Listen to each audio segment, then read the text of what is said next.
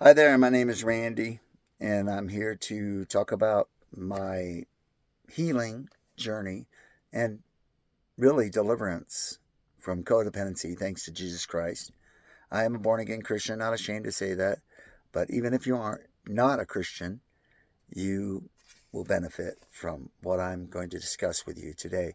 These are going to be excerpts from my book, 7 Years. 7 years is what it's taken for me to heal. Seven is also the number of completion in the Bible.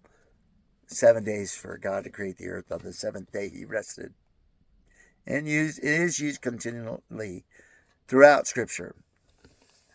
As I said, it's taken me 7 years to get to this healing point. 7 years is a long time. Yes, it is.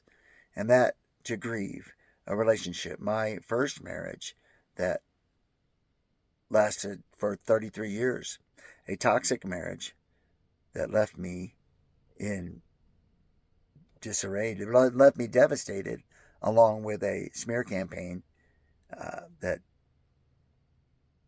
took the kids along with the person that perpetrated the abuse. It's abuse by proxy, um, and it's insidious and it's crazy. But I want to talk about what it left me with. Also, was PTSD. But the old timers used to call that shell shock, and this is used to describe somebody who came off the battlefield. They were shell shocked. Now people call it PTSD. Well, that's a one time event. Say if you were in a battle, or say if you were in an automobile wreck, you would be left with PTSD. Many of us have trauma. All of us have suffered some trauma in our lives. CPTSD, now that's a little different. And what I was suffering from was so many years of that. And even before this relationship, CPTSD is also known, or AKA, complex trauma. And it's not so uncommon as one might think, but it's relational. It's in its nature, it's relational, and usually at the hands of an abuser, narcissist, psychological, emotional abuse, or an abuser, uh, physical, sexual, or neglect from our initial caregivers, which ultimately is what's going on, anyways. There's an abandonment that takes place and produces an abandonment wound. Abandonment wounding is what another way to put it. We have abandonment wounds. We are suffering from complex trauma. Complex trauma manifests itself in many forms, but usually in addiction, alcohol, drugs, sex, whatever.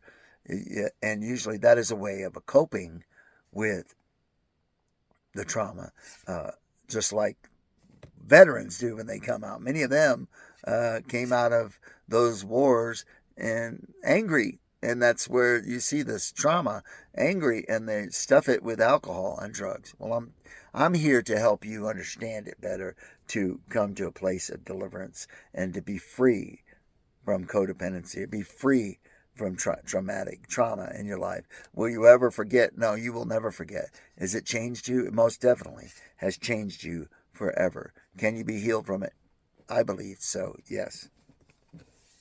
And abuse is a primary component and is relational. Most people, according to Tim Fletcher, who is a psychologist, I believe, out of Canada, going to his treatment centers that he has for alcohol and drugs, come out of his treatment centers free from alcohol and drugs, only to find themselves in toxic relationships. Toxic relationships with an abuser, i.e., a narcissist, much like their former caregivers who have modeled this to them since childhood. This is what's taking place. This is where we come up with trauma. This is what trauma manifests in relationships with other abusers, reliving what we feel is normal. A download, if you will, to coin another person's phrase. Um, a YouTuber out there, Lisa Romano, I think is her name. I like her approach. This information downloaded to us from childhood, just like a computer. Download it and what comes out. We are reliving this. This all happens subconsciously, though. The abuser, too, the narcissist, has suffered from complex trauma as a child. The narcissist who has abandoned their true self, opting instead for a false self or a mask. There's nothing under that mask, so don't think there is. That's what we think. There's a person under there. Well, there's not. There's a false self. There's a grandiose self. It's a false reality. And might as well make it a good one. So that's where the grandiosity comes in. I'm perfect. And that's what I'm sticking to. And that's what everybody else around me must see. Versus the codependent on the other side who is willing to give up anything, their own soul, in fact, for just to be loved and loved unconditionally, just to be heard and validated. Well, don't you know that these two people together, these two roles are a pairing of fine cuisine to a fine wine. And while the narcissist creates the fantasy, the codependent, his opposite, is more than willing to accept it, at least at first. The codependent person, usually an empathetic, compassionate person, sometimes called the co-narcissist. I know I'm throwing out terms and I'm hoping to get those settled right up front here. The codependent relishes in the so-called love bombing that takes place. There are 3 phases to this abusive dynamic relationship. Love bombing, devaluing, which is in the form of devaluing, gaslighting, and also discarding, and to a final discard. By the way, love bombing can be intermixed with the devaluing. You'll see here in a minute what I'm talking about. The co-narcissist, the codependent, and it really, truly, both are codependent. The narcissist needs another person, though. And narcissism doesn't happen in a vacuum. It takes 2. That's why you're called the co-narcissist if you're the codependent. Am I a narcissist? You're enabling, just like they used to call codependent people in the 50s co-alcoholics. You're enabling this behavior. And there's culpability on your part to accept. The narcissist by no means is an abuser. And the codependent person is accepting this abuse in their lives. Love bombing is the shared illusion to have him or her, that for him or her, they have found the perfect match to love them unconditionally.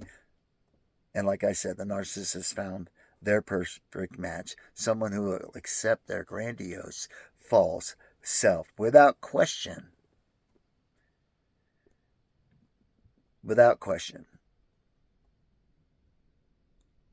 And the narcissist is unable to love or reciprocate true, authentic love.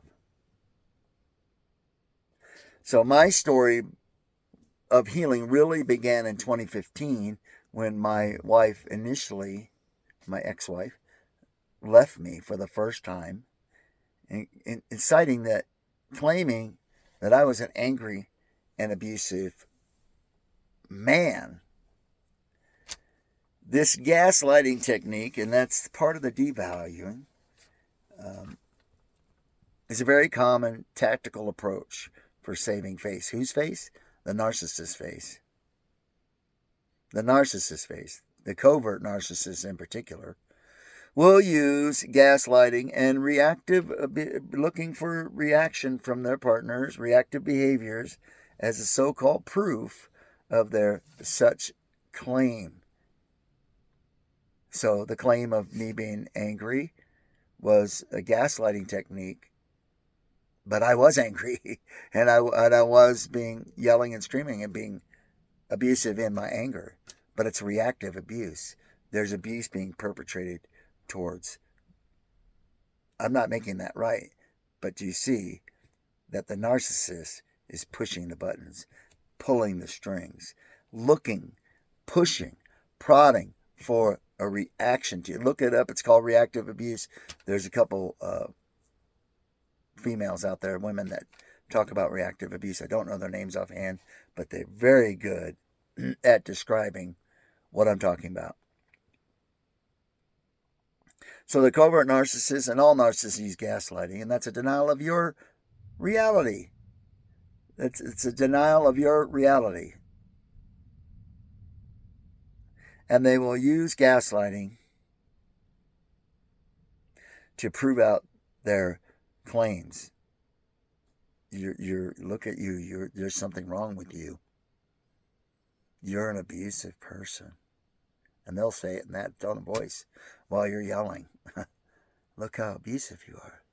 You know, you really have alcohol issues. Why they themselves have been drinking the whole time with you. You do have alcohol issues, but they've been drinking with you. They don't. Because they have a perfect self. They have a false self. They will do anything to substantiate the claim that they are perfect. So gaslighting is a highly effective technique for the codependent, who is more than willing to accept all the blame if necessary to keep the relationship alive for the sake of the relationship. Sacrifice himself, martyr himself for the relationship. The codependent at this stage, and I think, is the devalue stage. And it usually follows the love bombing stage, but they go back and forth. The fantasy stage, if you will. The devalue stage manifests itself in various forms of manipulation, the silent treatment, indifference in the relationship, etc., bouncing back and forth from the love bombing to devaluing, breadcrumbing, we call it. Gaslighting is blatant trickery. For example, the abuser might say that never happened. I never said that. I never said that. To telling the other person, you really need help. Look at you, how crazy you are. They'll even tell you that they're your family members are crazy. They'll tell you that you're an angry person and you are an abuser. In fact, that you need help. But the truth is, they are the abuser. Denying not just the person's reality, but reality as a whole. It's really crazy. It's hard to explain. And it's really hard to explain into words unless you yourself have experienced it. The insanity of it all. It's just hard to explain. Those of us who have had first-hand experience understand. Maybe you're really realizing it for the first time. As I was Googling all the information, as I was absorbing so much on narcissism, I could not believe everything that was coming to light. And that's part of your healing journey. You need to know the truth, that this person is a narcissist, an abuser. The covert narcissist, by all means, is duplicitous at best. He lives a duplicitous life. And he's not real. He'll do anything to to protect this false self. Well, and all that can be done under the guise of the knowledge of people that are around you, extending to your family. That's how come the smear campaign, what we call it, works so well. It works really well because of the technique. Yeah, the narcissist is good at it. And now we're going to go to a thing called triangulation. The narcissist is triangulating you with this other person, whoever it is, and it could be your family member, it could be your kid, could be their lover that they have on the side. The goal is to make them be the abuser. That the goal is to make the narcissist look like either the victim or the rescuer, and that can cross over to either or. But you, my friend, are the perpetrator. You are the one at blame. You are the one that's crazy. You are the one that has the anger problem. And you are the one that, seriously, if you're in this relationship, you are probably going crazy. You are probably abusing alcohol and drugs. You are probably doubting yourself. And the longer that you're in a relationship like that, the harder it is to bounce back. For me, it's been 7 years. The narcissist will play the role of victim or rescuer in the ultimate Academy Emmy Award winning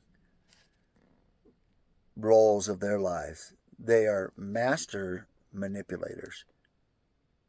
Master manipulators. Even Dr. Phil has gotten on board with talking about these manipulators. They are masters. They can fool Mother Teresa if it were possible. They can fool counselors. You could come out with a counseling session with a covert narcissist, and you are the problem. And the counselor is telling you you are the problem. And the counselor is being beguiled as well. And this all that just makes the narcissist feel good and gives them what we call supply, because it's making them feel superior. It's whatever it takes to get that supply, and that supply is in the form of manipulation. That supply is in the form of gaslighting. That supply comes from that. It comes from pulling the wool over other people's eyes. Why doesn't the codependent leave? Well, they should. They should run and never look back. This falls under another category called trauma bonding. We won't get into that right now. I'll be discussing that more in subsequent episodes. So, while the abuser now has total control, shifting from devaluing, gaslighting, triangulation, and love bombing, this could mean periods of great love experiences.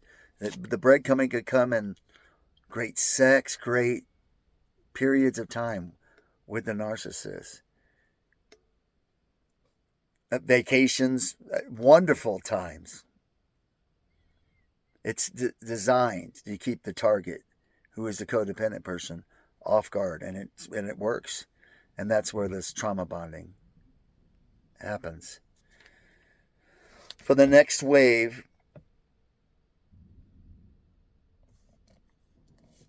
Mr. Mrs. Narcissist is getting the hit of dopamine he or she wants and needs from this supply. The codependent oftentimes can be found abusing substances, like I said.